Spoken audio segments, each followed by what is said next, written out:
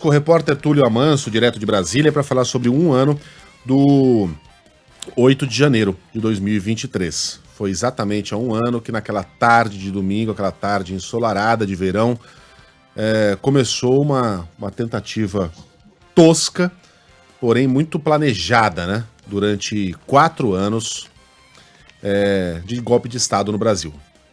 Não funcionou, não funcionaria, não houve aderência do Exército, não porque os militares são apaixonados pela democracia, mas porque as condições, inclusive as condições internacionais, foram implodidas no caminho de tanto que esse golpe foi anunciado. Ele foi tão anunciado, mas tão anunciado, que deu tempo de todo mundo se manifestar antes que ele acontecesse. Veio até representante aqui dos Estados Unidos falar, olha, vocês que nem sonhem em desrespeitar o resultado das eleições, porque não terão o nosso apoio. Não pensem que isso aqui é 1964. Todo mundo se lembra onde estava quando aconteceu. Eu estava voltando da praia. Sheila estava com o Coutinho. A gente estava lá, juntamos as famílias e fomos para Juqueí. Ligamos a TV e tomamos um susto. Mas o Túlio Amanso, ele estava lá.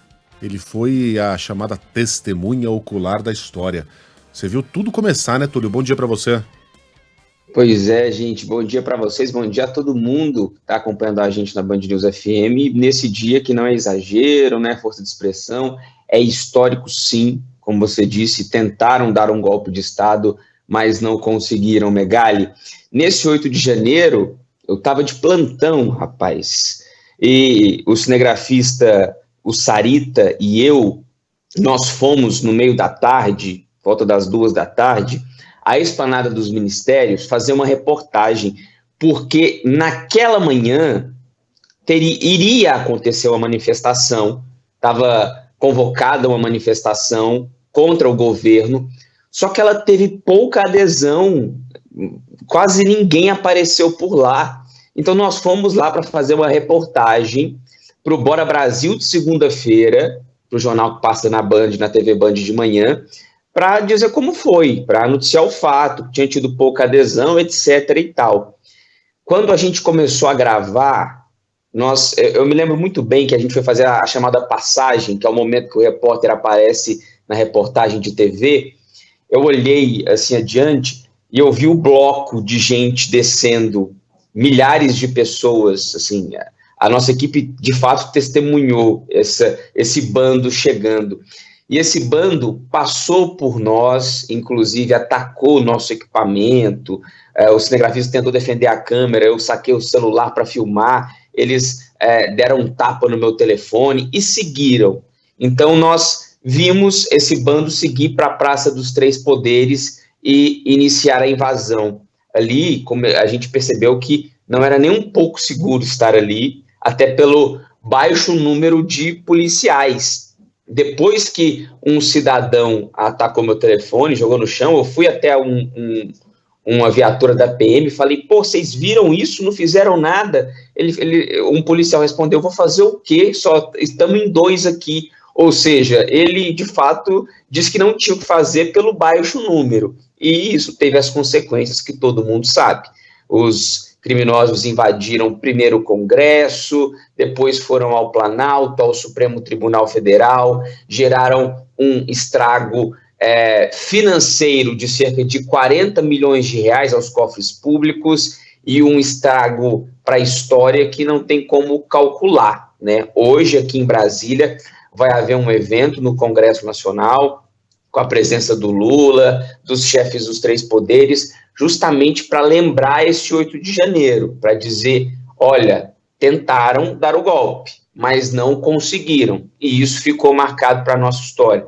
Vai ter uma entrega de algumas obras que foram destruídas nesse 8 de janeiro e foram recuperadas durante esse um ano, vai ter, de fato, uma celebração da resistência, é assim que estão chamando esse evento, para lembrar que é algo marcante, algo que está na nossa história e que todo 8 de janeiro vai ter que ser lembrado justamente para não acontecer de novo, né, gente? Uhum. Ô, Túlio, muita gente que quer relativizar aquilo que aconteceu em 8 de janeiro usa um argumento, que é um argumento muito tosco, na verdade, de que havia muitas senhorinhas ali e muitos senhorzinhos, como que aquilo era um grupo, como se bandidos fossem todos vestidos como os irmãos Metralha, com cicatriz no rosto, com uma faca na mão, um punhal, como se senhorinhas e senhorzinhos também não pudessem cometer crimes.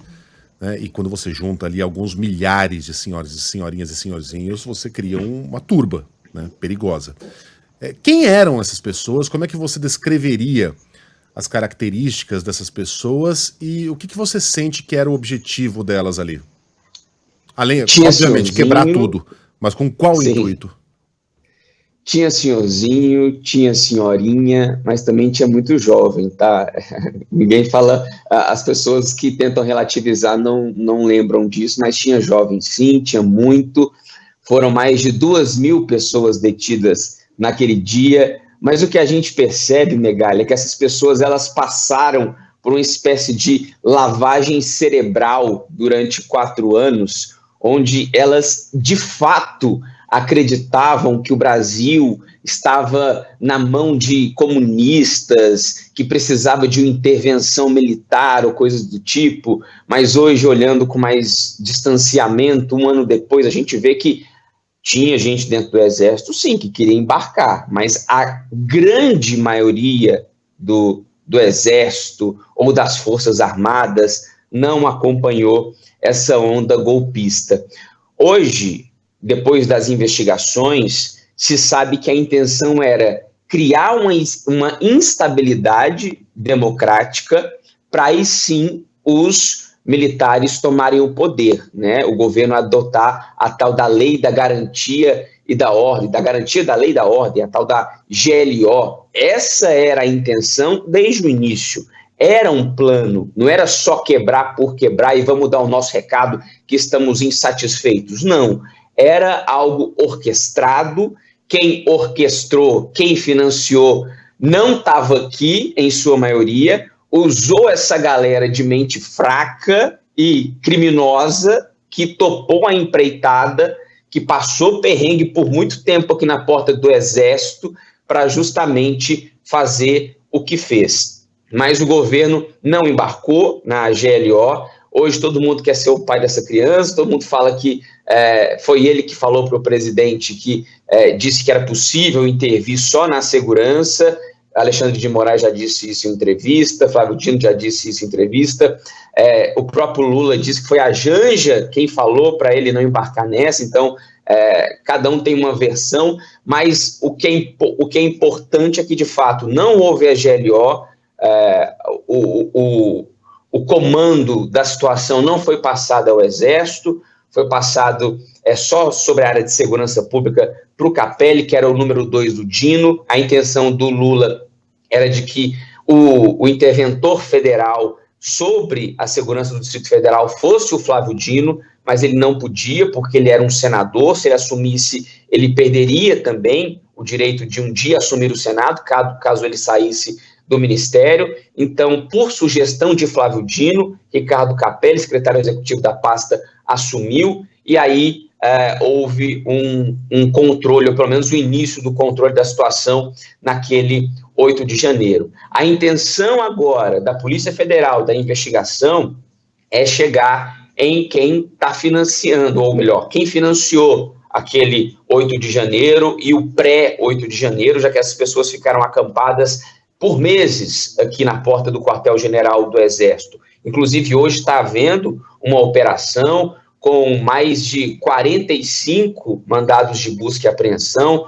Uma pessoa que é suspeita de financiar os atos, ela foi presa no estado da Bahia. A gente está apurando para pegar mais informações, mas uma pessoa foi detida. Então, a intenção da investigação agora é chegar em quem pagou, quem bancou essa galera, já que naquele dia mais de 2.100 pessoas foram presas, 66 pessoas continuam detidas preventivamente e até agora só 30 foram condenadas. É muita gente para ser julgada, né? As que foram condenadas pegaram até 17 anos de prisão. O Alexandre de Moraes divulgou um balanço ontem, ele disse que pretende julgar pelo menos mais 120, 130 até o mês de abril. Vai ser um processo lento, mas de fato a gente está vendo essas pessoas estão sendo responsabilizadas e com penas duras, viu, Megali e Sheila? Túlio, obrigada.